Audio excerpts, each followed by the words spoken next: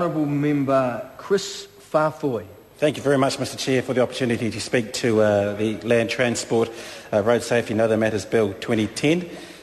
Can I just start first off and say that while Labor supports this bill, there are a number of areas where we have already made clear that we think it lacks teeth. But make no mistake, we will support this bill.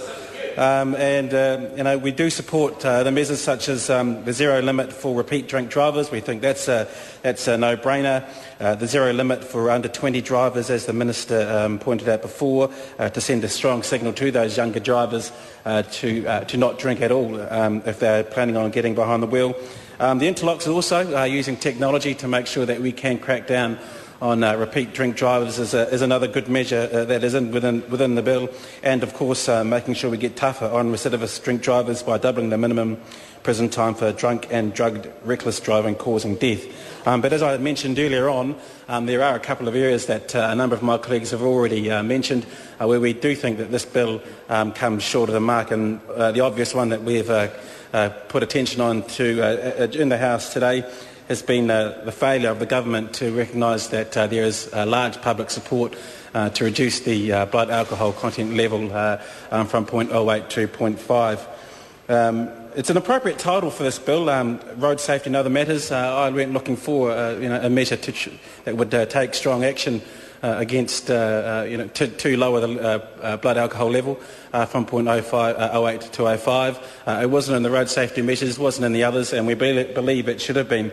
And especially at a time when the Minister had an opportunity for cross-party support late last year with the private members bill that Darren Hughes put up late last year, where we would have actually got broad cross-party support to make sure that we could take real measures to reduce the number of alcohol-related deaths on our roads.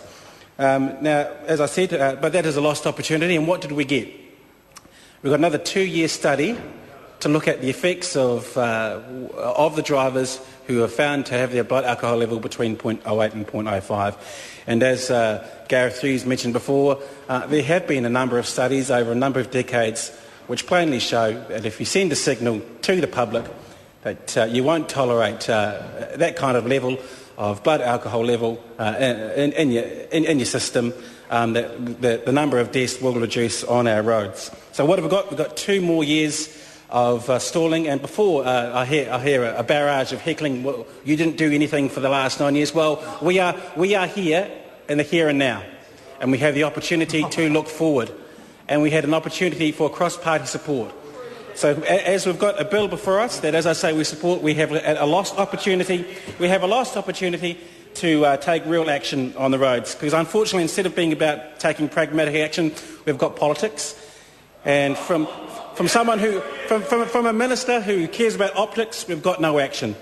And this is really about what happens on our roads. And the minister himself has already talked about his own personal experience. He says it's just ridiculous that he can drink 3/4 of a bottle of wine and still be able to legally get out there on the road. And I think, most New Zealanders would think that too. And, it's a shame that the Minister hasn't got the courage of his own personal convictions. Order.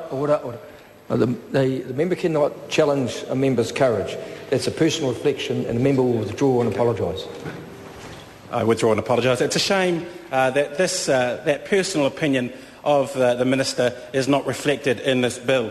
And as we have said, this is about a priority. We've got an opportunity with a bill in front of us now, and the priority is, and there is plenty of media coverage around this, that New Zealanders do want the blood alcohol level to be reduced. Some research from UMR that was in the Herald on the 19th of May found that 70% of respondents supported lowering the level of alcohol to 50 milligrams. Again, in the ODT on the 9th of April 2010, a poll of 500 people found that 63% supported the lowering of the adult blood alcohol limit from 80 milligrams per 100 to 50 milligrams per 100. That poll also found that 84% were in favour of a zero blood alcohol limit for drivers under 20. Now, here's another stat which may be of interest to members from Hamilton.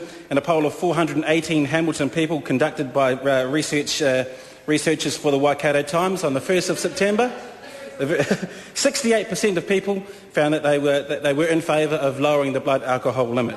And also, let's go to the Timaru Herald on the 27th of July last year. Mr. Chair? Mr. Chair? I call the honourable member Michael Woodhouse.